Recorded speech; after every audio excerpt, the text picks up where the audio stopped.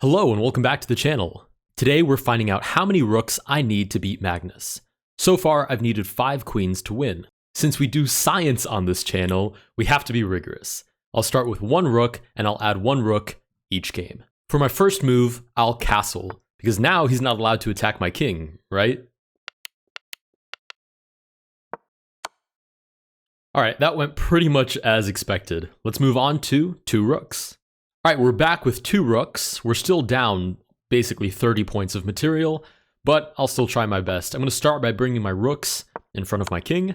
Since I don't have any pawns to actually defend my king, I'll move out of check. Rook is under attack. If I move up, I guess we walk into check and then mate. But if I leave my rook there, I guess I lose it. It's not like I really have a choice, so I guess the rook is staying there. We get checked. The king has to walk away from the rooks. Checked again. Okay, there goes 1 rook, and I can't even take because I dropped the other rook. Okay, let's take on g7, why not? Takes, I'll target the bishop, and mate. Alright, let's move on to 3 rooks. Alright, we're back with 3 rooks, and I think one really interesting thing about this challenge is that because there's no pawns in front of my pieces, my rooks immediately have line of sight all the way into his position. I don't really think that 3 rooks is going to still be enough, but I'll start by stacking my rooks on the F file. Try to create some kind of counterplay. Queen to e7. I guess I can take. Takes. We lose 2 rooks to the queen, but at least the queen is off the board. How about we take advantage of this opportunity to triple stack? Let's triple stack our rooks. Okay, we're already in check. We'll move the king out of the way. Check on b1. I'll move back up. Okay, check on b4. The problem with not having any pawns is that my king has no one to defend him except for my rooks. So they have to stay somewhat nearby. We're getting checked. I'm sure there's mate here soon. And mate. All right, moving on to 4 rooks.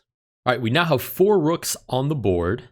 And I think my plan is still the same, right? I need somebody in front of my king, and I might as well double my rooks in the process. So I'll bring my rooks up. I'll start with rook g2. Bring a rook in front of my king. And we immediately get, actually I asked this question last time, skewered or forked, what is it? If they're worth the same, is that a skewer or a fork? I'm going to call it a skewer, but I guess there's no real right answer that I know of. Go ahead and defend my rook, take back. There's no more light squared bishops, which I guess is a good thing. We'll target f7. Oh wow, that's sweet. He doesn't even defend f7, he just pins my rook instead. So I'll unpin my king. We're in check, only 1 legal move. Bishop to c5 develops a piece. Let's go of f7, but I'm sure there's something that I'm missing here. It's probably like check, and then like there's a forced mate here or something. Well, let's find out the hard way. All my rooks are connected, so I'm feeling particularly bold. Rook to f8 here would be spectacular if we didn't have that bishop on c5. There's no real way for me to get rid of it though, so I'm gonna just bring my king back for now. Okay, check, he forces it back out to d2. Knight to e5 kicks me from f7. I don't really want to take this pawn because then I have a hanging rook and I'm sure there's a way that I'm going to lose it. Oh, and there's also the threat of what? Queen d3 here.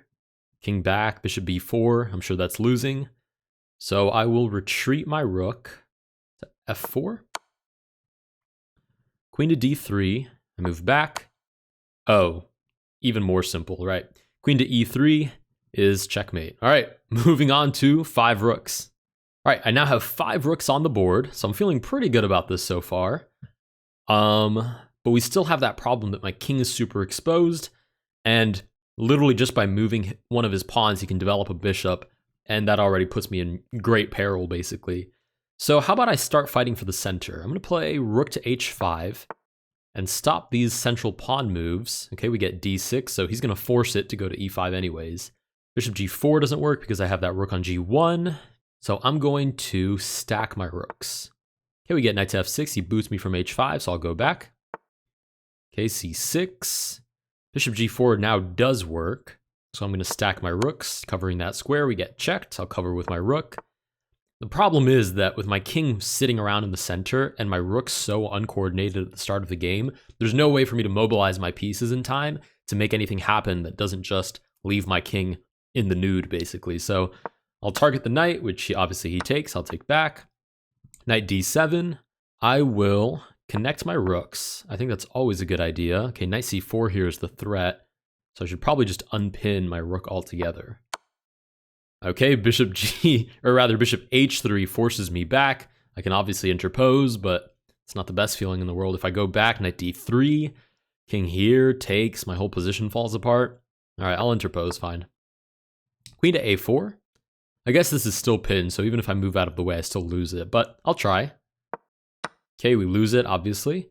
If I take here, knight to F3, so I take with the king. Check, I'll drop back. Check again. King to E2.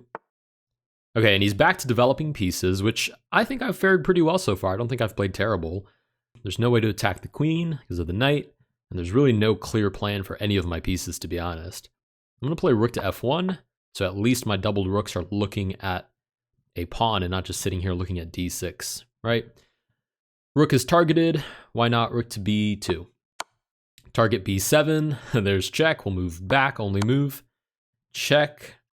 Oh, and I lose the rook because they become disconnected.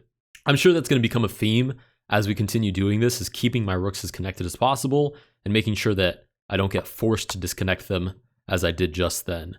I'll move back. I'm just getting bullied at this point, and queen to D2 is mate. All right, moving on to 6 rooks. All right, we're back with 6 rooks, and I'm feeling pretty good.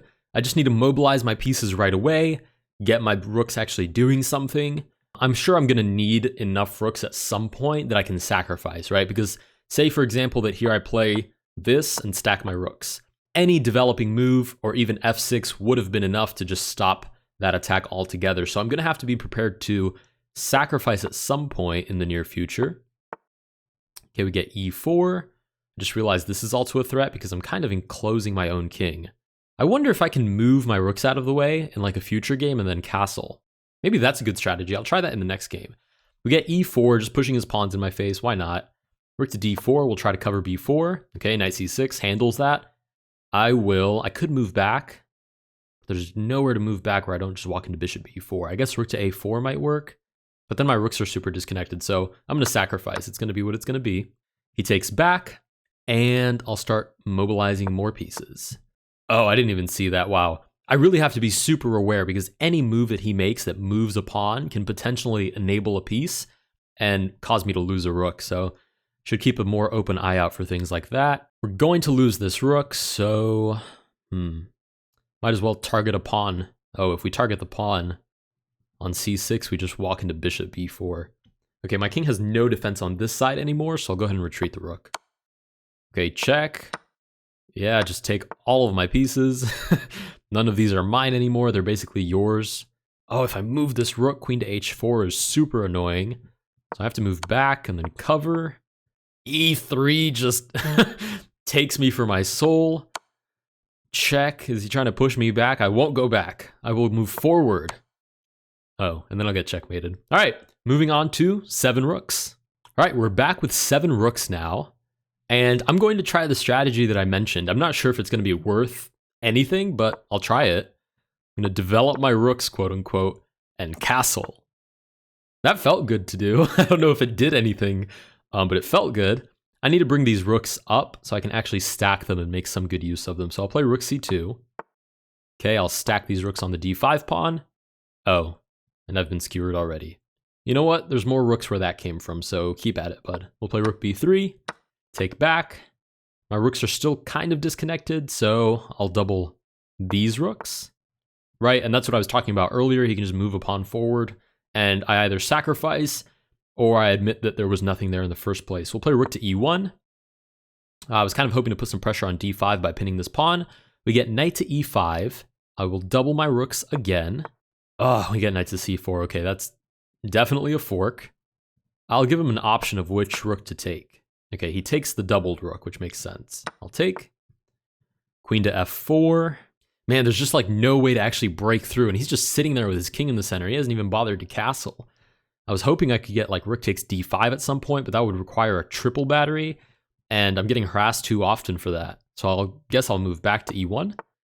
Knight to E4 centralizes the knight, super strong. Rook to E2, I guess, as good as any other move, right? Our king is hilariously has a couple of rooks in front of him, but he might as well be butt naked. There's nothing for him to do. Bishop C5 check. Only one legal move. Well, I could interpose with the rook, but let's not go that far now. I guess King here, check, here. Knight could jump in. So many bad options. Yeah, there's check, we'll cover. Knight jumps in with the fork. We will play king g2, I guess is the only move. Ah, very nice. I was kind of hoping he would take. But this isn't Martin. Martin would have let me take that. Actually, he would have let me take that without even moving the knight. He would have moved something completely random and let me take that. Instead, Magnus lines up a discovered attack, so he can mate me in a couple of moves, I'm sure. I will play... I guess I can finally take this pawn. I mean, here's the question. Am I really going to sit here and try to finagle my way out of this? I mean, actually, I don't have any legal king moves. So I'd have to harass the queen somehow. Maybe rook to h3. Takes with discovered check. I move out of the way. Do I do that and fight until the bitter end? Or do I go out in style? Rook takes d5. And at least I accomplished my little plan. I'm going to go out in style. I want to accomplish my little plan. Okay, check. Oh, if I take... Oh, that's... Oh, never mind. He's the one going out in style. If I take, queen g1 is mate. That's a great sacrifice. That would make a good puzzle. King h1 is the same thing. Wow, no choice but to take. All right, queen g1 is mate. Let's move on to 8 queens. All right, this is me 2 minutes later after setting up the board and realizing I said 8 queens. No, we're playing with 8 rooks. And lucky that we are, because now we have a pre-made battery. So we can start by taking on h7, and I won't even think about that twice. Forced rook trade. So far, feeling pretty good. What about, let's play rook to h8, put some more pressure on the position. Okay, knight to h6. I'm not going to win with just these pieces, so I probably should start developing some of these rooks so I can start creating batteries. I'll play rook to c2. Okay, f5. Just realized, I guess this is free. But if I take, then there's like queen to h4. I don't feel great about that, so I'm going to keep developing my pieces first. Okay, queen to f6. I guess if I double now, he moves here, but I can cover. So I'll start bringing more pieces into the battle. We get knight to c6. I will complete my development with rook to b3, and then everybody will be ready to mobilize. And obviously, I'm going to leave this rook on d1, so there's somebody to defend the queenside back rank. So I'll play rook to b3. Okay, queen to h4 is check. Kind of welcomes a triple battery. There's no f4 because of this rook. So we're going with that. Triple battery. Okay, we get b6 in response. I just realized I made a triple battery, but there's no way for me to use it because it's pinned. King to e2, but the knight d4 is super annoying. Okay, maybe I need to find a way to kick this queen. How about rook to h1? Rook to h1 kicks the queen. We get checked on the other side. I'll block with my rook. Knight to e5. Can I take now? No, because knight to d3. Oh, that's super interesting. And with this knight move, he's getting ready for bishop to b7, skewering the life out of my rooks. Okay, what about take?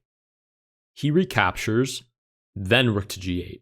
If knight check, king to e2, that looks way too exciting to pass up, and I get myself out of this kerfuffle with my rooks on the same diagonal as the bishop will be. So I'll take on h6, and rook to g8, we dive into battle. Knight to d3, check, just move king to... Oh... Wow. I just realized king to e2, queen to e4 is mate. Wow, that's actually... Wow, that's so clean. That's so creative. I mean... No human player would play knight to d3, and with 1, 2, 3 different pieces on the knight, think to themselves, oh, if I just play check, the king can't take, and it's mate.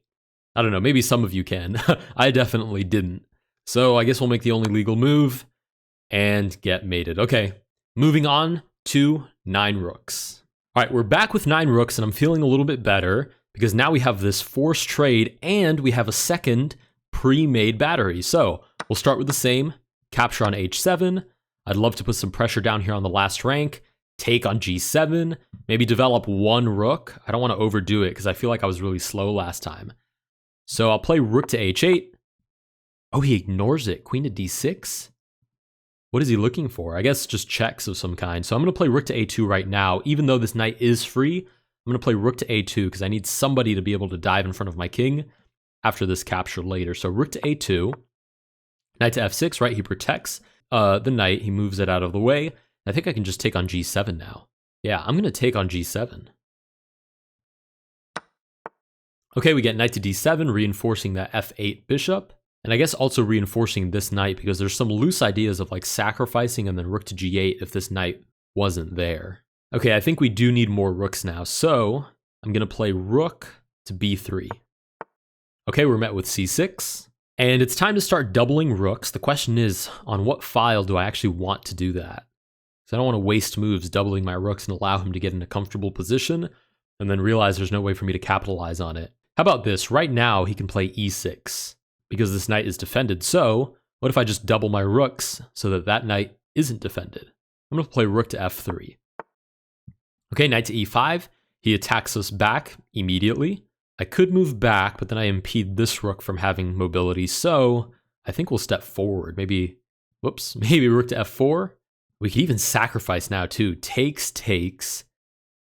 Rook to g8. Nobody's defending f8. Somebody has to do that.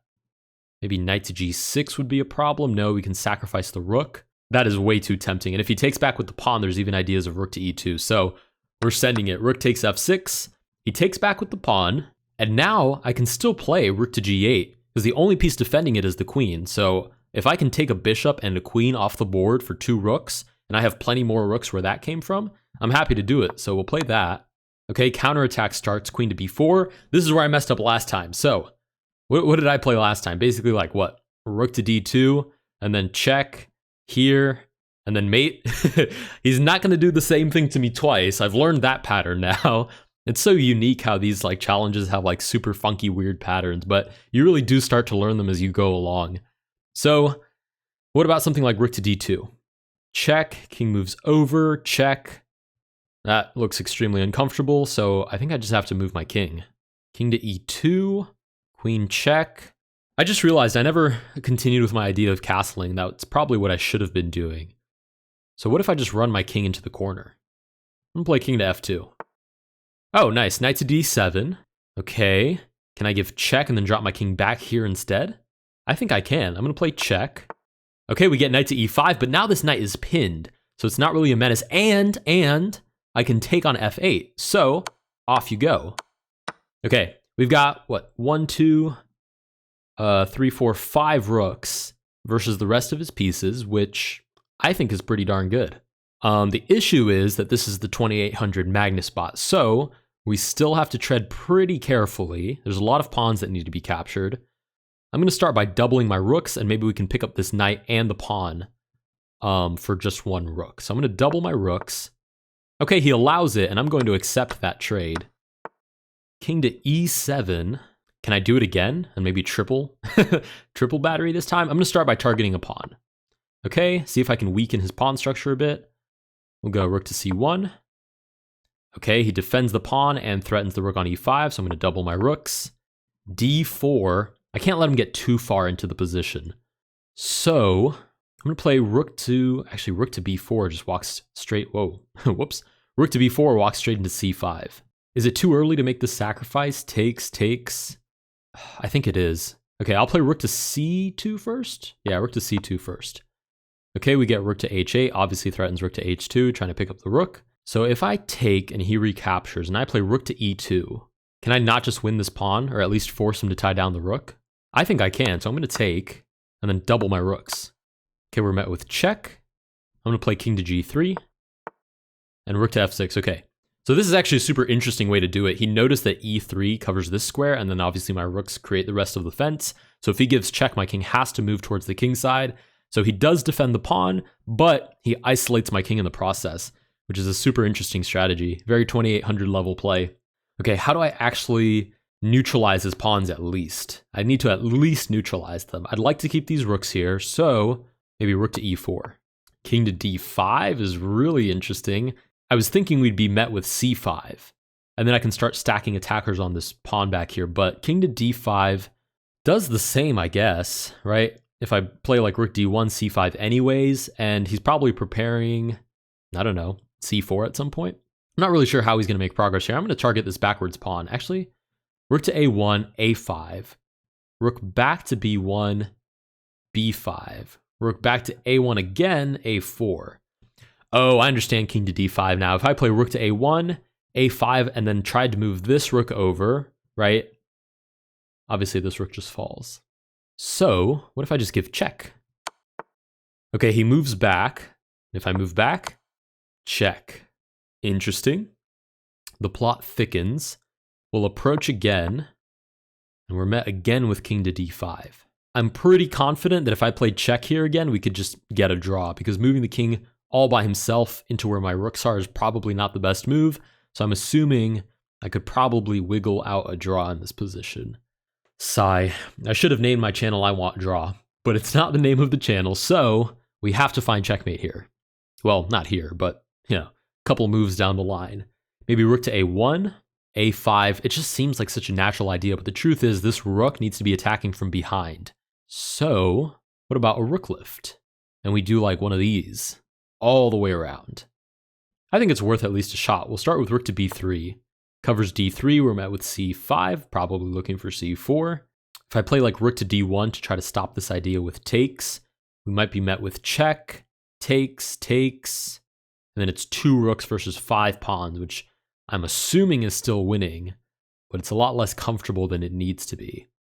I'm going to play check again and push the king back. No, king to c4. Okay, I was going to say king back, and then I can find other ways to keep pushing him back, but he leans into it with king to c4, which I'm honestly very unhappy to see. Let's offer a rook trade, or, yeah, I have to get this rook out of danger. Obviously, I want to take here, but I have to get this rook out of danger, so we'll offer a rook trade. I guess I can just pick up this pawn, d3, defend from behind, and then at any point I can pin the pawn and pick it up. So we'll take on e6. We're met with c4.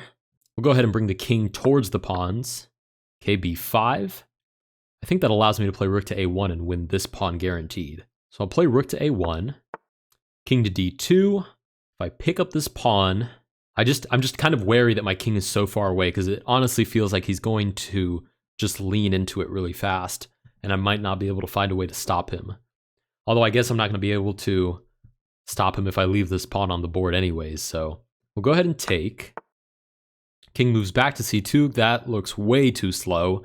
I think there b4, maybe c3 was necessary. I'm pretty sure there's a endgame general rule of some kind where it's like 3 pawns versus a rook. If they get a certain distance, it's unstoppable or something. But I really can't remember right now. So, and either way, we're playing with 2 rooks. Let's play rook to b7, and I don't think he can protect this pawn. Okay, d3. If I take, d2, rook here, d1, takes, this pawn goes. So, gimme. Okay, d2, we'll stop the promotion. He promotes anyways. We stop this pawn, gimme, and it's a simple rookmate now. We'll walk over. Okay, we'll buy ourselves a tempo. Push him into the corner, and mate. All right, it only took us 9 queens to defeat Magnus. I say only. How many points of material is that? 45? Yeah, 45 points of material. It took us 9 rooks to defeat Magnus. If you guys did enjoy this video, please consider liking and subscribing, and I will see you guys in the next one.